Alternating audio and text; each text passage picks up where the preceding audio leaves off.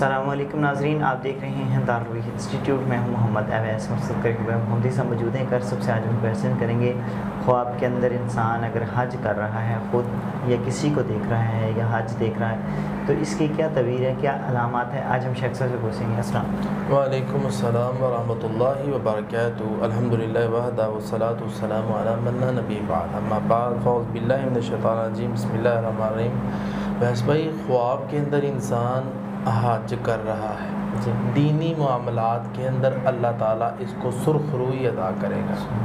اسی طرح خواب کے اندر انسان حج کر رہا ہے تو اس کی دوسری تعبیر یہ ہے کہ اللہ اس کو دنیاوی فائدہ عطا کرے گا. تو یہ خواب میں دیکھ رہا ہے. ویسے بھی اللہ کے نبی صلی اللہ علیہ وسلم کی حدیث ہے، جو شخص عمرہ کرتا ہے اور حج کرتا ہے اللہ اس کی غربت دور کر دیتا ہے. یہ حدیث بھی ہے. اسی طرح رسول اللہ صلی اللہ علیہ وسلم نے فرمایا کہ حج اور عمرہ بار بار کیا کرو، ہر سال کرو، بار بار کرو.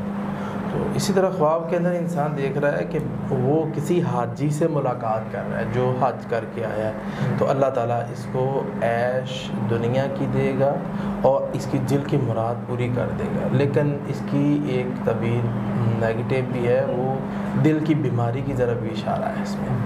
اسی طرح خواب کے اندر انسان حرم کعبہ یہ دیکھتا ہے تو اس کی تعبیر ہوتی ہے کہ یہ جو بندہ ہے یہ حج کرے گا. اسی طرح خواب کے اندر انسان حج کر رہا ہے تو اللہ اس کو حج پر لے جائے گا اور آرام والی زندگی دے گا.